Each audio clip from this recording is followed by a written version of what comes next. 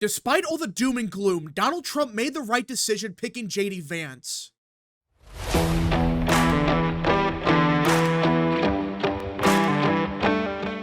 What is up, people of the internet? It is me, Real American, back again with a new video, and today we have to talk about the 2024 presidential election, because right now there's a lot of doom and gloom on the right, and I know, is that really new? It always seems like someone on the right is dooming, whether it's in the media, whether it's online, whether it's someone on Capitol Hill. It seems like a decent portion of the right in America doom about something, whether it's the future of the country, whether it's the upcoming presidential election, or hell, if it's about JD Vance. And the last 48 hours has just been crazy. Like, I've seen doom and gloom before, but the last 48 hours has just taken it to a whole nother level. I want to be clear about one thing. JD Vance was not my number one pick for VP. He never was. It was always someone like Youngkin, Marco Rubio, hell, even Doug Burgum. But I was never against JD Vance being the nominee. I never was, because to this day I still believe he has a unique appeal in the Rust Belt that we will get to in a minute that, for whatever reason, everyone has forgotten about. Again, I preferred someone like Youngkin, Zeldin, Rubio, even Burgum. Again, Burgum, he kind of fell off a little bit, but it was someone like that I always supported for the VP slot. But I was never against Vance. Well, the past 48 hours, a lot of people on the right, and mostly on the left, there's a lot of people on the left claiming the same stuff, but now a lot of people on the right are taking the same talking points that Democrats have used for years at this point about JD Vance. He's unelectable. He's going to cost Trump the presidency. His numbers are so bad, and all this other crap. Listen, I can understand that on paper right now, the Vance selection doesn't look the best. After all, Trump went down a couple points in the polling, even though that has to do with the fact Harris is the nominee for the Democrat Party. That has nothing to do with Vance. Can we start with that? This idea that JD Vance is costing Trump the presidency is just right now insane. Because for starters, you cannot seriously tell me with a straight face Trump picking Vance is more noteworthy than Joe Biden dropping out. You cannot tell me with a straight face that's what's happening here. That's not what's happening. Like, look at the polling, all right? When Biden dropped out, Trump was beating Harris by about 3 points. Guess what? Right now, Trump is still up by just under 2 points. So even if somehow Vance was costing Trump support, which we'll get to in a minute, he's not.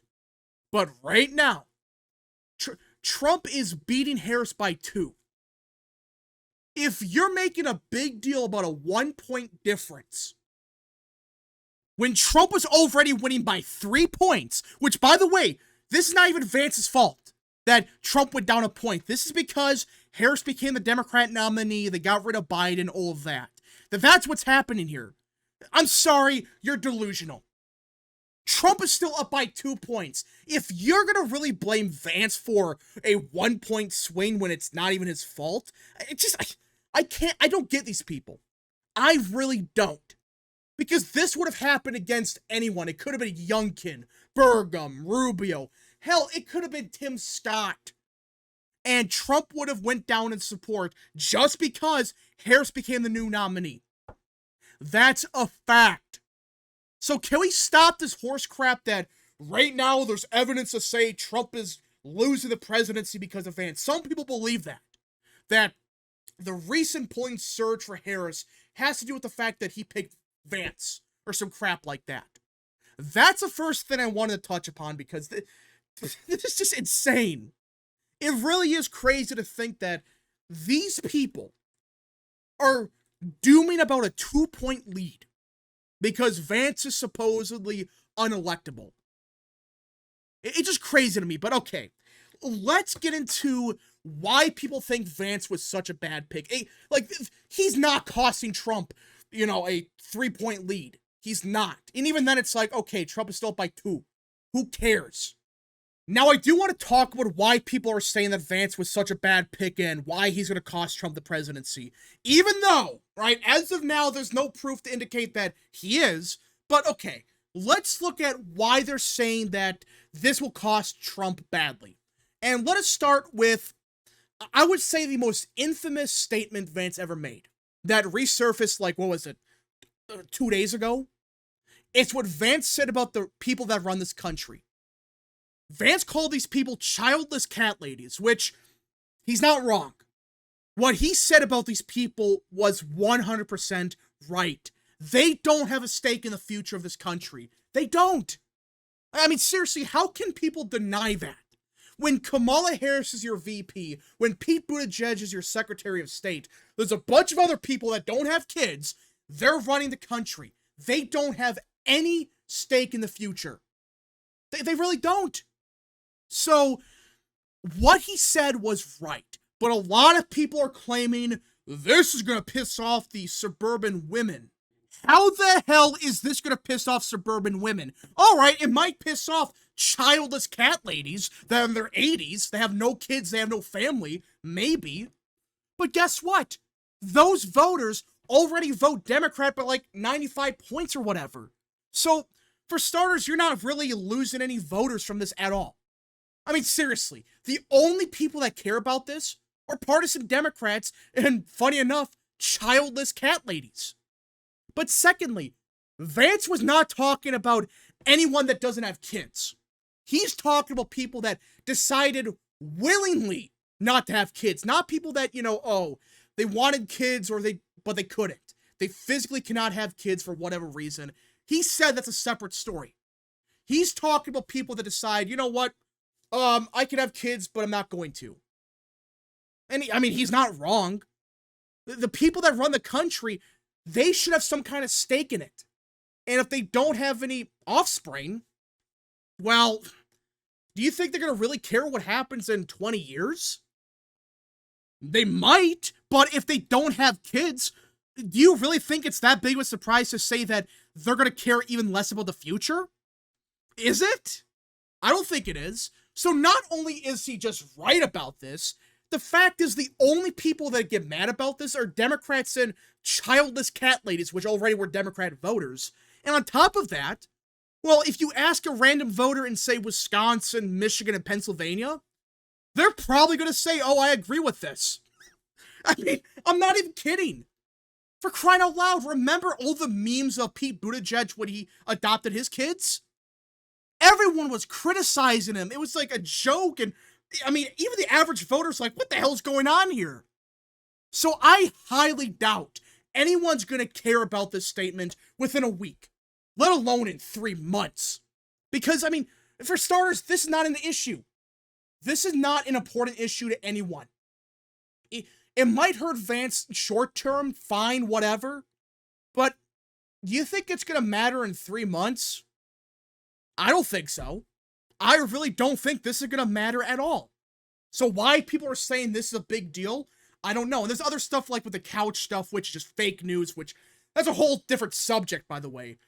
But for those that don't know, the left was successfully able to fabricate a story within JD Vance's book.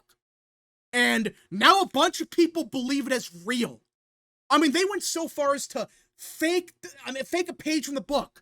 They made it up completely, and now a bunch of people really believe that story. I'm not going to say here because it's so ridiculous, but go look up JD Vance couch. I am not even kidding. That might be the most egregious thing I've ever heard. They completely fabricated it. A bunch of people actually believe it now, and not only that, Republicans are using it as proof to get rid of Vance. You can't make this up. They're saying the left was able to fabricate a story about Vance. Therefore, we must get rid of him. Doesn't that sound just crazy? So if they make up a story about Trump tomorrow that we should believe it and get rid of Trump, these people, which by the way, these are the same people that have been wrong about everything, they would say yes.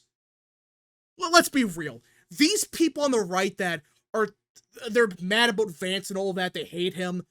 They're only mad because their Lord and Savior, Ron DeSantis, lost the nomination. That's what it comes down to. I mean, if Trump picked DeSantis, which, by the way, people talk about Vance's charisma, DeSantis has negative charisma. It is bad. But either way, these same people will worship it. They'll say, this is the greatest pick ever, that he is the second coming of Reagan, all that crap. But since it's Vance, it's like, no, we gotta believe every leftist narrative about him. Now, this is just one part of the reason why people want to get rid of Vance. There is a much bigger reason. This one actually has some kind of weight to it. It's not, oh, well, Vance said a mean thing, therefore he's going to cost him the election. No one's going to care about this within a week. I'm being dead serious. Outside of Democrats, no one's going to care. But outside of that, there's really one other reason for why people are saying that Vance is such a bad pick. It's his favorabilities. Now, I'm not going to say that his numbers are great because, frankly, they're not.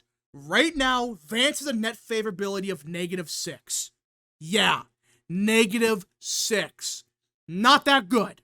Only 28% of people have a favorable opinion of him, and 34% said unfavorable. So, other words, there's still a lot of people that don't have an opinion on him, which people are just not talking about.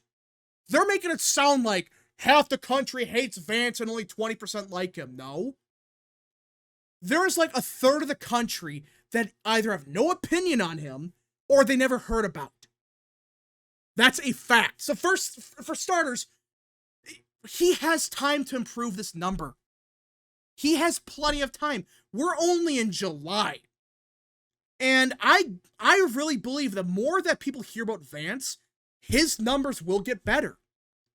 Now, other people are going to say, well, compare his numbers to Joe Biden back in 2008. You scroll up here, and Biden back in 2008, when he was selected as the VP, had a favorability of around 53%, and unfavorability around 25%.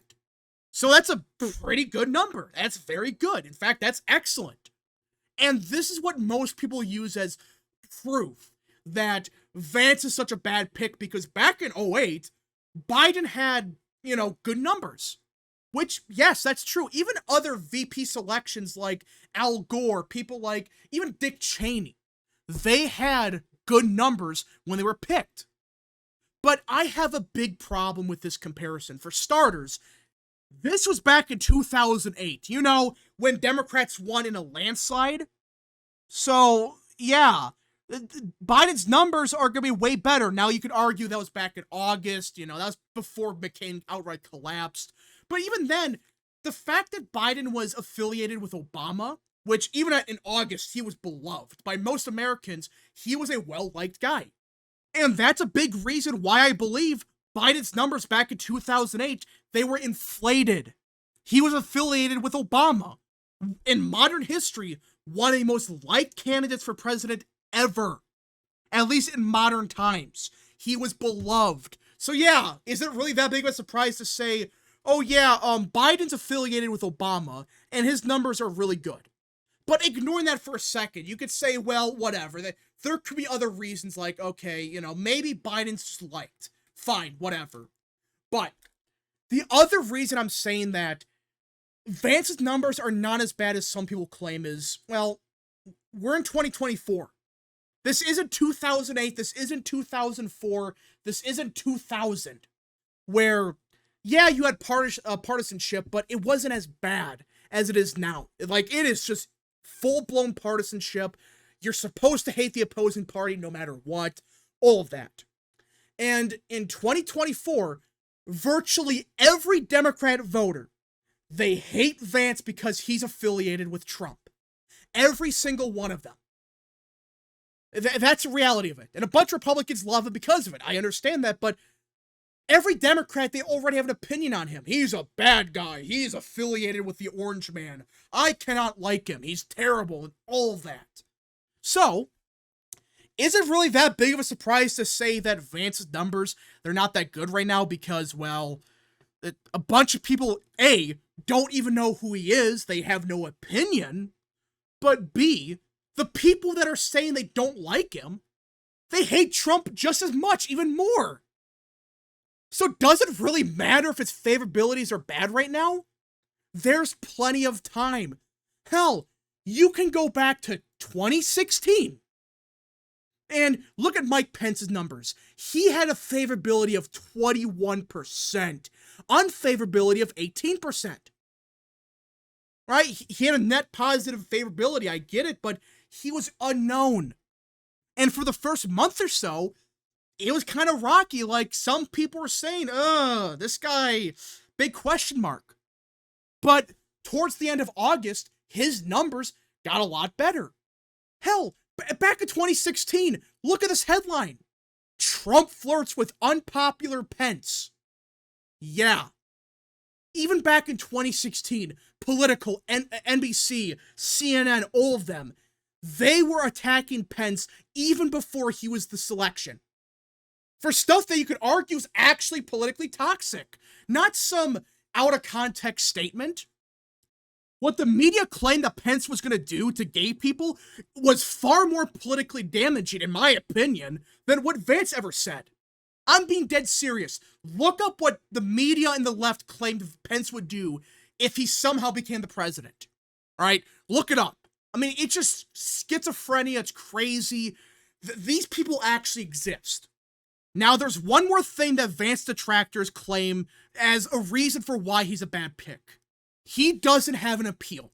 Like, okay, Mike Pence started off unpopular, alright? But over time, he became more popular and all that. But at least, even at the beginning, he served a purpose.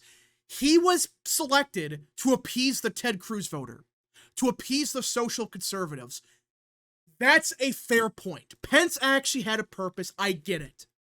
But for whatever reason, the Vance detractors make it sound like Vance adds nothing to the ticket. Which might be the most ludicrous thing I've heard all day. Like, okay, fine, his favorabilities are down right now, he made some dumb statements a couple years ago, whatever. But to claim Vance has no appeal is false. This is the one talking point that has zero, and I mean zero, legitimacy. For starters, there's a bunch of people in Silicon Valley right now backing Trump because of Vance. And these are some heavy hitters. They're not people that no one's ever heard about. These are some people, they have money. So even if Vance somehow doesn't bring over any new voters, which is false, he's bringing over big donors for the Democrat Party. These are people that would have never donated to Trump unless Vance was the pick. On top of that, you have the Teamsters Union openly praising Vance. Now, does that mean they're going to pick Trump as their endorsement? Maybe not. But they openly said Trump made a great selection for VP. Vance will fight for us as the VP.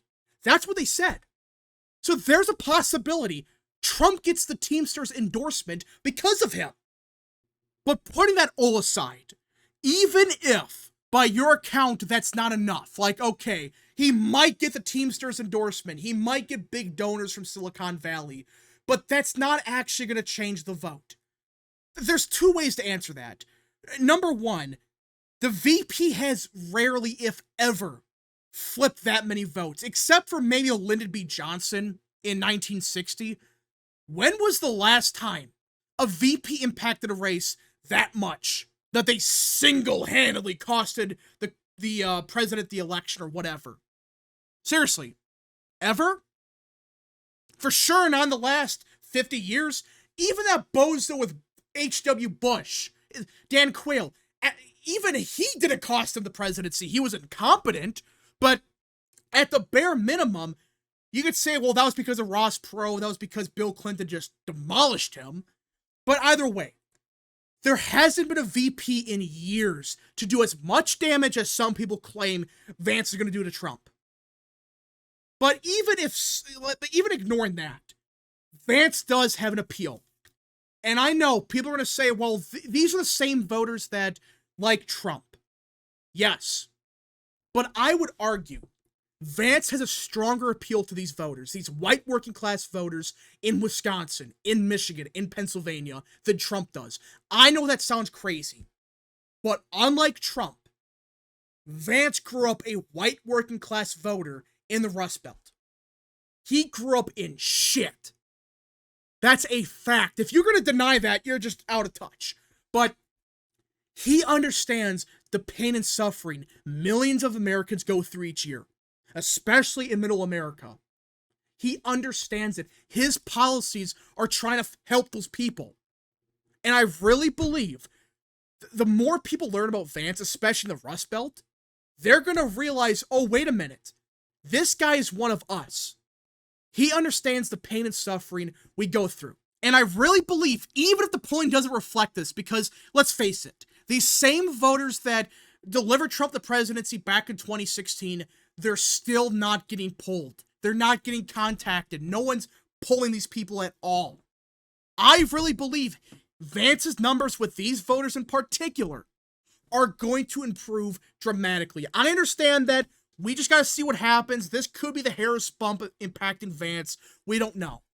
But I really believe that we're going to see Vance's numbers improve, especially with the same voters that the pollster forgot about back in 2016. We just got to see what happens. Again, stuff could change, and in a month, Vance's numbers could get worse, I guess. I guess it's possible, but right now, to say that Vance is the worst vice presidential pick ever is crazy. Right now, there's nothing to back that up except favorability, which, like I said, we're not in 2008. We're not in 1992. We are in 2024, where every Democrat voter is already saying, we hate Vance. Anyways, folks, thank you so much for watching. If you guys did enjoy this video, smash the like button down below, subscribe, share with your friends, hit that little bell, follow the social media accounts in the description down below, and of course, join the channel today. Godspeed to all of you.